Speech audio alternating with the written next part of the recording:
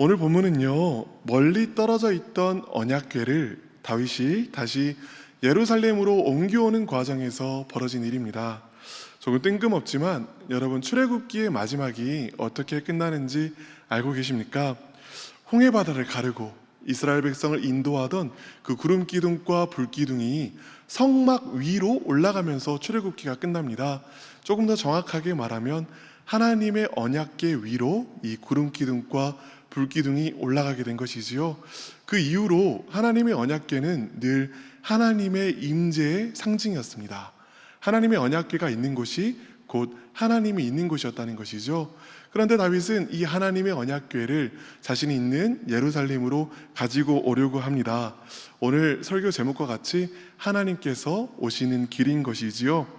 다윗은 참으로 하나님의 임재 가까이에서 하나님을 섬기고 싶었던 것입니다. 이 다윗의 마음이 얼마나 선한 마음입니까? 정말 선한 의도로 다윗은 하나님을 모셔오려고 했던 것이지요. 언약궤는요, 당시에 기럇 여아림이라는 곳에 아비나답이라는 사람의 집에 있었습니다. 이 언약궤를 실어 나르기 위해 사람들이 다 아비나답의 집에 모였습니다. 아비나답의 아들들이 이 여정에 동참하였습니다. 그리하여 이 언약궤를 소 달구지 위에 올리고 열심히 예루살렘을 향하여 길을 가는데, 잘 가던 소가 이 기돈의 타종마당 위에서 갑자기 놀라 뛰는 겁니다. 언약궤가 소 달구지 위에 있다가 소가 뛰니까 어떻게 되겠어요? 떨어지려고 하겠지요. 그것을 보고 아비나답의 아들인 우사가 막아서려고 하나님의 언약궤에 손을 뻗어서 언약궤에 손을 댑니다. 그리고 어떻게 됐죠? 바로 그 자리에서 즉사하였습니다. 사실 우사의 마음은 하나님의 언약궤가, 이 신성하고 귀한 언약궤가 어떻게 땅에 닿게 하겠어, 그럴 수 없지 하고 막았었을 거예요. 그 마음 가운데 분명히 선한 의도가 있었을 것입니다. 그런데도 결국에 그의 마지막은 비참한 죽음이었습니다. 심지어 11절은 이렇게 이야기합니다. 11절을 보겠습니다. 여호와께서 우사의 몸을 찢으셨으므로 다윗이 노하여 그곳을 베레스 우사라 부르니 그 이름이 오늘까지 이르니라. 자, 누가 우사의 몸을 찢었다고요? 여호와께서. 우사가 우연히 언약궤가 너무 무거워서 깔려 죽은 것이 아니라는 겁니다. 여호와 하나님께서 직접적이고 강권적인 개입하심으로 우사를 죽이셨다라는 것이죠. 다윗은 분노하였습니다. 다윗은 노하여. 이 다윗의 분노가 누구를 향한 분노일까요? 아무래도 하나님을 향한 분노겠지요. 다윗이 언약궤를 예루살렘으로 가지고 오려는 그 다윗의 의도도 선했고, 떨어지는 언약궤를 온몸으로 막아 세운 우사의 의도도 선했습니다. 잘못된 것을 찾을 수가 없었습니다. 도대체 무엇이 문제라는 것이죠? 그런데도 우사가 죽어버렸습니다. 다윗의 분노는 내가 하나님을 사랑해서 한 일인데, 하나님, 내가 주님을 싫어해서가 아니라 주님을 사랑해서 주님과도 함께 있고 싶어서 한 일인데 어떻게 이런 결과를 주실 수 있죠? 하고 따져 묻는 분노였을 것입니다. 사실 우리 삶에도 이럴 때가 있습니다. 나는 하나님을 잘 섬겨보려고 애쓰는 건데 삶이 잘 풀리지 않습니다. 사역이 제대로 되어지지 않습니다. 하나님께서 나를 치시는 것처럼 느껴지기까지 합니다. 이럴 때면 허탈해지고 마음속 깊은 곳에서부터 분노가 올라오기 십상입니다. 왜 이런 일이 있는 것일까요? 우리 딴에는 하나님을 섬긴다고 섬기는데 왜 우리의 삶에는 어려움이 닥치게 되는 것일까요? 오늘 우리는 이 본문을 통해서 하나님께서 오시는 길을 어떻게 준비해야 하는지, 이 우사의 사건을 통해서 무엇을 배워야 하는지 함께 이야기 나누어 보려고 합니다. 우사가 죽게 된 이유가 무엇일까요? 간단하게 이야기하면 하나님을 경외함을 잊었기 때문입니다. 성경, 특별히 민수기 4장을 찬찬히 읽어보면요, 하나님께서는 하나님의 언약궤를 어떻게 다루어야 하는지 이미 말씀해 주셨습니다. 하나님의 언약궤를 운반할 때는 어떻게 해야 하냐면 채에 끼어 어깨에 메어서 운반했어야 합니다. 그래서 민수기 4장 15절은 이렇게 이야기하지요. 진영을 떠날 때에는 아론과 그의 아들들이 성소와 성소의 모든 기구 덮는 일을 마치거든 고앗 자손들이 와서 뭐 할 것이라? 맬 것이니라. 그러나 성물은 뭐 하지 말라? 만지지 말라. 그들이 뭐 하리라? 죽으리라. 어깨에 매라고 했고 만지지도 말라고 했는데 우사는 이 두 가지를 다 어기게 된 것이지요. 특별히 오늘 본문을 보면은 이스라엘 사람들이 이 하나님의 언약궤를 예루살렘으로 가지고 오기 위하여 소 달구지를 사용하는 것을 볼 수 있습니다. 여기에서부터 문제가 생긴 것이지요. 여러분, 왜 어깨에 매지 않고 또 소 달구지를 썼던 것일까요? 사무엘의 스승 엘리의 시절 이스라엘 사람들은 블레셋과의 잦은 전투에서 승리하기 위하여 한 가지 궤를 냈습니다. 그것이 무엇이냐면요, 하나님의 임재가 있는 언약궤를 전쟁터로 가지고 오는 것입니다. 이 사람들이 이렇게 생각했어요. 하나님의 언약궤가, 하나님의 임재가 우리 가운데 있으면 하나님께서 우리에게 반드시 승리를 주실 거야. 그러니까 우리 전쟁 중에 언약궤를 가지고 오자. 여러분, 이것이 좋은 신앙으로 보이십니까? 제가 볼 때에는요, 하나님의 언약궤를 하나님을 사랑하는 마음도 없이 부적처럼 쓰고 있는 신앙으로 보입니다. 정말로 이들은 하나님의 언약궤를 전쟁터에 가지고 왔고 하나님께서는 이들에게 승리를 주시는 것이 아니라 심판을 주셨지요.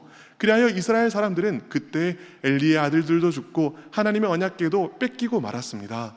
그런데요, 이스라엘 사람들이 전쟁에서 진 것은 맞지만 하나님께서 지신 것은 아니었습니다. 언약궤가 블레셋의 어느 지역에 있든지 하나님의 언약궤는 그 지역에 재앙을 쏟아 부었습니다. 블레셋 사람들이 견디다 못해 도저히 언약궤를 감당할 수 없어서 이 언약궤를 이스라엘 사람들에게 돌려줘야겠다고 생각합니다. 그때 블레셋 사람들이 썼던 방법이 무엇이냐면 소 달구지 위에 하나님의 언약궤를 올려놓는 것입니다. 그리고 사람을 붙여서 이리로 가라 저리로 가라 하지도 않아요. 그냥 내버려 둡니다. 그런데요, 신기하게 소들이 뚜벅뚜벅 걸어갑니다. 그리하여 도착한 곳이 바로 아비나답의 집 우사의 집이었던 것이지요. 그러니까 우사는 하나님의 언약궤가 자기 집에 올 때에 이 소 달구지 위에 실려서 온 것을 본 것입니다.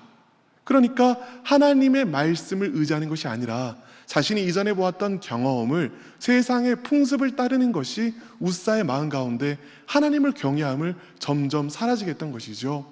그리고 그렇게 우사의 집에 머물러 있던 언약궤가 얼마 동안 머물러 있었냐면 20년 동안이나 머물러 있었습니다. 이 하나님과 하나님의 언약궤와 늘 함께 지내는 친숙함이 하나님을 경외함을 또 바르게 만들었던 것입니다. 사랑하는 여러분, 이것을 이렇게 표현해 보면 어떨까요? 신앙생활을 오래 하게 되면서 하나님을 경외하는 감각을 잊어버렸다고요. 하나님의 임재 가까이에 가길 원했던 다윗, 하나님의 임재를 모시고 오려고 했던 다윗이 놓친 것이 바로 이것입니다. 하나님의 임재가 회복되기 전에 항상 먼저 회복되어야 되는 것이 있습니다. 그것이 무엇이죠? 바로 하나님을 경외하는 마음입니다. 여러분은 아나니아와 삽비라 이야기를 알고 계실 겁니다. 사도행전의 이야기인데요, 사도행전에 성령이 강력하게 충만하게 임한 이후에 많은 사람들이 이곳이 내가 머물 곳이다 라고 고백하면서 모든 재산을 팔아서 사도들의 발 앞에 두었지요. 헌금하였다라는 말입니다. 그리고 나서 그 함께 공용 재산을 쓰면서 서로 사랑하고 돕고 살려고 하였습니다.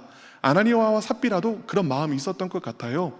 그래서 그들은 자신들이 가지고 있던 모든 재산을 팔아서 사도들의 발 앞에 두고요, 그 다음에 무엇을 하냐면 이제 이것이 우리가 가지고 온 재산들입니다 라고 말합니다. 그런데 사실 이들은 모든 재산을 베드로의 발 앞에 두었던 것은 아니죠.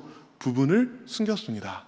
그리고 베드로가 그 사실을 지적하자마자 이 사람들은 차례로 하나님의 임재 앞에서 죽어버렸습니다. 여러분, 오늘날 이런 일이 일어나나요? 좀처럼 잘 일어나지 않지요. 하나님의 헌금을 함부로 썼다고 해서 바로 그 자리에서 죽지 않습니다. 그런데 사도행전 시대에는 왜 이런 일들이 일어났던 것일까요? 스파이더맨이라는 영화를 보면은요, 이런 명대사가 있는데요, 큰 힘에는 큰 책임이 따른다라는 이야기가 있습니다. 이렇게 표현해 보면 좋을 것 같습니다. 큰 임재에는요, 큰 경외함이 따릅니다. 하나님의 크신 임재하심 앞에서는 하나님을 크게 경외하는 것이 필요하다라는 것입니다. 너무나 안타깝게도요, 오늘날 많은 사람들이 하나님과의 친밀한 관계를 오해하고 있습니다. 하나님을 아빠라고 부르고 하나님을 친근하신 아버지로 대하는 것 그 자체는 너무나 좋은 일입니다. 우리 주 예수 그리스도께서 우리로 하여금 그렇게 하도록 우리를 인도하여 주셨습니다. 그런데요, 그 바탕과 중심에는, 하나님을 친밀하게 친근하게 대하는 그 바탕과 중심에는 반드시 하나님을 경외함이 먼저 가야 합니다. 시편 25편 14절은 이렇게 이야기합니다. 여호와의 친밀하심이 그를 모하는 자들에게 있으며 경외하는 자들에게 있음이요. 여호와의 친밀하심이, 하나님과 친밀하게 지내는 것의 바탕에 가장 중요한 것이 무엇이 있냐면 하나님을 경외하는 것이 있다라는 말입니다. 그러므로요, 하나님에 대한, 하나님을 경외함 없이 하나님과 친밀하게 지내려는 자에게 하나님의 임재는요, 축복이 아닙니다. 하나님과 함께 거하길 원하는 자들은 먼저 하나님을 경외하는 마음을 회복해야 한다는 말의 의미입니다. 아마 이렇게 생각하실지도 모르겠습니다. 하나님 가까이 지내는 것에 그토록 큰 위험이 따른다면, 그토록 경외함이 필요하다면 차라리 하나님과 적당히 멀리 지내는 것이 좋겠다. 당연한 생각입니다. 충분히 그렇게 생각할 수 있습니다. 다윗 역시도 웃사가 죽는 그 자리에 멈춰서서 언약궤를 가지고 가는 것을 포기하고 말았습니다. 13절입니다. 다윗이 궤를 옮겨 자기가 있는 다윗성으로 메어들이지 못하고 그 대신 가드 사람 오벳 에돔 집으로 메어가니라. 다윗은 하나님의 임재에 가까이 거하는 것이 축복이 아닐 수도 있구나 하고 깨달았던 것입니다. 그리고 바로 이 순간 다윗이 가지고 있던 신앙이, 다윗이 말하는 하나님 사랑이 어떤 것인지가 완벽하게 드러나 버립니다. 다윗은요, 자신이 하나님의 임재를 사모하고 있다라고 생각하였습니다. 그런데요, 실상 다윗 마음 안에 있었던 것은 하나님의 임재를 사랑하는 마음이 아니라 하나님의 임재를 이용하고픈 마음이었습니다. 이 마음은요, 저 옛날에 엘리 제사장 시절 이스라엘 백성이 하나님의 언약궤를 부적 삼았던 그 마음과 크게 다를 것이 없는 마음입니다. 정확하게 같은 마음입니다. 그날 이스라엘 백성에게 하나님의 임재하심은 도리어 하나님의 심판이 되었었지요. 이렇게 표현할 수도 있겠습니다. 다윗은 하나님이 자신의 뜻대로 통제할 수 없는 분이심을 깨닫고 당황하게 된 것입니다. 사실 사람들은요, 그 마음 깊숙한 곳에 하나님을 통제하고자 하는 욕구가 있습니다. 내가 내 앞날의 일은 어찌할 수 없으니, 그리고 하나님은 모든 것을 하실 수 있는 분이시니 하나님께 내 앞날을 다 맡기겠다는 것이지요. 여러분, 이것은 바른 신앙입니다. 올바른 삶의 자세입니다. 그런데요, 여기에서 한 걸음 더 가면 문제가 생깁니다. 하나님을 통제하려고 하는 것이지요. 사람들은요, 하나님을 통제할 다양한 방법들을 스스로 마련합니다. 많이 헌금하고요, 많이 봉사하고요, 많이 헌신함으로써 하나님을 자신의 뜻대로 붙잡아 두려고 합니다. 그런데 여러분, 하나님은요, 길들여지지 않는 사자와 같은 분입니다. 하나님은 길들일 수 있는 고양이가 아니에요. 길들여지지 않는 사자와 같은 분입니다. 하나님은 주권의 하나님이십니다. 그러다가 내가 내 딴에는 하나님을 통제해 보려고 하다가, 그러다가 도무지 내 삶이 내 뜻대로 풀리지 않는 그 순간에 이 사람은 직면하게 됩니다. 아, 하나님은 내가 통제할 수 없는 분이구나. 하나님은 내 통제에 따라주지 않는 분이시구나. 하나님은 내가 원하는 대로만 인도해 주지 않는 분이시구나. 오히려 하나님께서는 내 삶을 하나님의 뜻대로 인도하시는 분이시구나. 그리고 여러분, 이 사실을 발견했을 때가요, 우리 신앙의 중요한 결단이 내려져야 하는 순간입니다. 다시 이렇게 요약해 보겠습니다. 내 뜻대로 내 삶의 문제가 풀리지 않을 때, 내가 원하는 대로 하나님께서 나를 인도해 주지 않으실 때, 바로 이때에 우리 신앙이 중요한 전기를 맞는 순간입니다. 이때에 우리 신앙의 중요한 결단이 내려져야 하는 순간입니다. 어떤 결단일까요? 하나님을 이용하는 자가 될 것인가, 하나님을 경외하는 자가 될 것인가 하는 결단입니다. 또 나를 섬기는 하나님을 믿을 것인가, 아니면 내가 섬기는 하나님을 믿을 것인가 하는 결단입니다. 물론 나를 섬기는 하나님은 가짜 하나님이지요. 그러나 내가 섬기는 하나님은 참되신 하나님입니다. 여러분들은 어떤 하나님을 믿고 따르고 있습니까? 내 인생이 내 뜻대로 풀리지 않는 이때, 바로 이때 한결같이 하나님을 신뢰하는 사람들은요, 처음으로 진정으로 하나님이 내 뜻대로 되어지지 않는 하나님, 주권자 하나님, 완벽한 타자이신 하나님, 온전히 통치하신 하나님, 크신 하나님을 만나게 됩니다. 내가 어찌할 수 없는 하나님, 내 뜻대로 어떻게 움직여지지 않는 하나님, 크신 하나님, 전능의 하나님, 주권의 하나님을 만난다고요. 그리고 그 하나님께 고개 숙이며 주님이 나의 하나님입니다 라고 고백하는 자들은 하나님을 이용하는 신앙에서 하나님을 경외하는 신앙으로 탈바꿈하게 됩니다. 하나님을 이용하는 사람에서 하나님을 경외하는 사람으로 빚어져 나가게 됩니다. 그러나 너무나 안타까운 것은요, 이 신앙의 갈림길에서, 내 뜻대로 문제가 풀리지 않는 이 신앙의 갈림길에서 너무나 많은 사람들이 하나님을 포기하고 맙니다. 분노한 다윗처럼 더 하나님을 모셔드리려고 하지 않고 이제는 포기하고 멈춰서 버린다는 것이죠. 하나님을 주인으로 삼고 하나님을 경외하는 불편한 삶을 살기보다는 여전히 자신이 자신의 왕으로 남아있고 자신의 욕망을 섬기는 기쁜 삶, 즐거운 삶으로 남아있으려고 한다는 것입니다. 하나님과 너무 가까워지면 죄를 짓기에도 불편하니 차라리 하나님과 적당한 거리를 두려고 합니다. 엄밀히 말해요, 이런 신앙은 하나님이 필요한 것이 아니라 그저 하나님의 도움이 필요한 신앙입니다. 하나님을 경외하는 신앙이 아니라 그저 하나님을 이용하려고만 하는 신앙입니다. 이 역시 우리가 밟아나가는 신앙의 단계일 수는 있지만 결단코 우리 신앙이 이 자리에 머물러 있어서는 안 되는 것입니다. 그렇다면 우리가 멈춰서 있을 때, 하나님께 나아가지 못하고 주춤거리고 있을 때 하나님께서는 어떤 일을 하실까요? 14절을 보도록 하겠습니다. 하나님의 괴가 오베데돔의 집에서 그의 가족과 함께 석 달을 있으니라. 여호와께서 오베데돔의 집과 그의 모든 소유에 복을 내리셨더라. 다윗은 하나님의 언약궤를 포기했지만 오벳에돔 집에 머문 하나님의 언약궤는 그 집에 하나님의 은혜를, 하나님의 복을 물붓듯 부어주셨습니다. 이게 무엇입니까? 다윗이 포기한 바로 그 자리에서 하나님께서는 자신의 선하심을 보이시며 다윗을 부르고 계시는 거예요. 나는 선한 하나님이다. 나는 네가 통제할 수는 없지만 여전히 선한 너의 하나님이다 라고 이야기하는 것이죠. 그러나 다윗은 요지부동입니다. 하나님께로 나아가지 않았습니다. 이제 어떤 일이 생깁니까? 블레셋 사람들이 이스라엘 사람들을 공격해 들어옵니다. 다윗은 어찌할 수 없이 다시 하나님을 의지하며 기도하며 도움을 구합니다. 그리고 하나님의 능력으로 성경의 표현을 빌리면요, 물을 쪼개듯 블레셋 사람들을 쪼갰습니다. 또한 하나님의 도우심으로 그 세미한 음성 가운데 블레셋 사람들을 물리칠 수 있었습니다. 다윗은 이 끊임없는 과정, 하나님께 차마 온전히 나아갈 수는 없는데 하나님의 도움을 바라고 구할 수밖에 없는 이 지속되고 반복되는 과정을 걸쳐서 그의 마음은 한없이 낮아지고 결국에는 한 가지 진리를 고백하게 됩니다. 그것이 무엇입니까? 하나님은 통제할 수 없는 분이시지만 여전히 선하신 분이라는 거예요. 하나님 그분 자신이 내 삶 가운데 있을 때 내가 나 자신이 왕된 것보다 훨씬 내 삶이 안전하다라는 것입니다. 훨씬 행복하다라는 것입니다.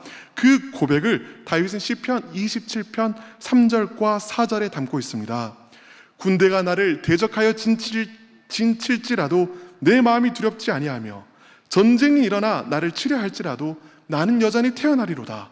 내가 여호와께 바라는 한 가지 일, 그것을 구하리니 곧 내가 내 평생의 여호와의 집에 살면서 여호와의 아름다움을 바라보며 그의 성전에서 사모하는 그것이라. 지금 상황이 어떤 상황입니까? 군대가 나를 대적하여 진치고 있습니다. 내 삶이 위태롭습니다. 그런데 다윗은 그 수많은 경험을 통해 한 가지를 발견한 거예요. 무엇입니까? 하나님에게 피하면 안전하다는 것입니다. 선하신 하나님, 그분의 품 안에 내가 붙들려 있으면 나는 안전하다는 것입니다. 그렇기 때문에 다윗은 다른 곳으로 가는 것이 아니라 성전으로 갑니다. 그곳에서 하나님을 열망하고 하나님을 갈망하고 하나님을 바랍니다. 그리고 하나님을 만납니다. 그것이 다윗 삶에 지속적으로 반복된 신앙의 정수인 거예요. 무엇입니까? 하나님을 이용하려는 것이 아니라 하나님을 경외함으로 하나님을 추구할 때 하나님이 나를 도우시더라는 것입니다. 여러분, 그렇기 때문에 다윗은 이 일 이후에 결국에는 기어이 기뻐 춤을 추며 하나님의 언약궤를 자신의 예루살렘으로 왕궁으로 맞아들입니다. 무엇입니까? 하나님께서 오신 거예요. 하나님께서 오시는 길이 무엇입니까? 하나님을 경외하는 마음입니다. 하나님을 이용하려는 마음이 아니라 경외하는 마음으로 하나님 곁에 섰을 때에 하나님께서 우리 가운데 임해 주시는 것이죠. 이제 말씀을 정리하도록 하겠습니다. 우리는 웃사의 죽음을 통하여 무엇을 보게 됩니까? 하나님께서 내 뜻대로 움직여주지 않으시는 그때가 우리 삶에 하나님을 경외함을 회복해야 된다는 것을 봅니다. 하나님을 이용하는 자가 아니라 하나님을 경외하는 자가 되어야 할 때라는 것을 보게 됩니다. 사랑하는 여러분, 하나님을 경외함으로 하나님께서 오시는 길을 예비하는 우리 모두 되기를 축복합니다. 기도하겠습니다. 사랑하는 하나님, 때때로 우리 삶에 우리는 하나님을 섬긴다고 섬기는데 오히려 가는 곳마다 막히는 것처럼 느껴질 때가 있습니다. 하나님을 열심히 섬기려고 하는데 오히려 주변에 잡음이 들리며 마음이 낙심될 때가 있습니다. 하나님, 이때가 주님께서 우리를 부르시는 때임을 고백합니다. 하나님을 이용하려는 신앙에서 하나님을 경외하는 신앙으로, 하나님을 수단으로 삼는 신앙이 아니라 하나님을 목적으로 삼는 신앙으로 나아가게 하여 주시옵소서. 우리 마음에 하나님을 경외하는 마음을 회복시켜 주시며 우리 마음 가운데 임하여 우리를 인도하여 주시옵소서. 이제 다 함께 기도하겠습니다. 주여 믿습니다. 주여 믿습니다. 주여 믿습니다.